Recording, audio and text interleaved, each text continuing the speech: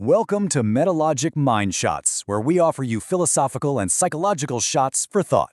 Today, we're diving into an idea that goes way deeper than just being happy. We're going to talk about the art of flourishing. You know, we're told pretty much our whole lives that the big goal is to be happy. We chase it, right? We try to grab onto it. But is that really the whole picture? Could there be something, more sustainable, more meaningful to aim for? And that's exactly where this idea of flourishing comes into play.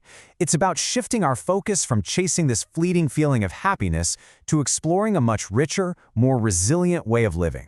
So let's unpack what that really means. Okay, this comparison, it really just hits the nail on the head. We have all had those surviving days, haven't we? Where you're just getting through it, running on empty. But flourishing, that's a whole different ballgame.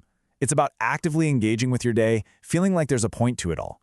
It's the difference between being a passenger in your own life and actually being the one in the driver's seat. So what is flourishing, really? A fantastic way to think about it is this. It's the state of being alive in a meaningful way. Now, the key words there are purpose, growth, and resilience. See, it's not about dodging problems. It's about actually growing through them. To really get our heads around this, it helps to break it down into its core parts. There's a framework from the psychologist Martin Seligman that gives us a super clear picture of what a flourishing life is actually built on. And here they are, the 5 pillars. First, you've got positive emotion. That's the happiness part we all know. But then there's engagement. You know that feeling of being totally absorbed in something, what people call flow? And this one's huge. Relationships, our connections with other people. Then there's meaning, that feeling that we're a part of something bigger than ourselves. And last but not least, accomplishment, that deep satisfaction you get from working toward goals and getting better at things. And this is the real takeaway here. Did you catch it? Happiness, that positive emotion stuff, it's just one of those 5 pillars. A truly fulfilling life also has challenge and deep focus and meaningful connections. It means that a meaningful life isn't always a happy one. And you know what? That's completely okay. All right, so if those are the building blocks, what kind of mindset do we actually need to put them all together? How do we approach our everyday lives to actually cultivate this state of flourishing?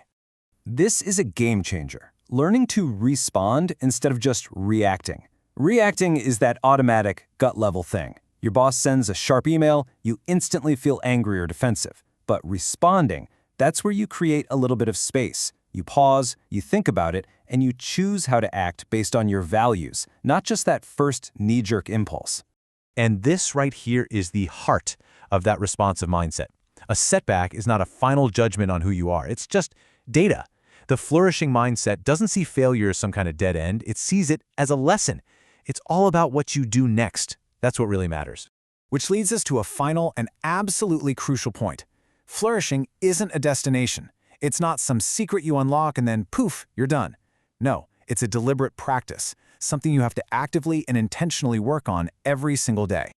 So what does this practice actually require from us? Well, it seems to boil down to these 3 core ingredients. First up, intentionality. You have to consciously choose to live this way. Second, courage. It takes guts to face difficulties and choose to grow instead of just staying comfortable. And third, connection. Because let's be real, flourishing is not a solo sport. It's something we build with other people. I absolutely love this idea because it's so freeing. You do not need a perfect life to flourish. You don't have to wait until all your ducks are in a row. Flourishing happens right in the middle of our messy, imperfect, and complicated lives. It's all about how we engage with the reality we've got, right here, right now. So everything comes back to this one simple idea. It's a practice.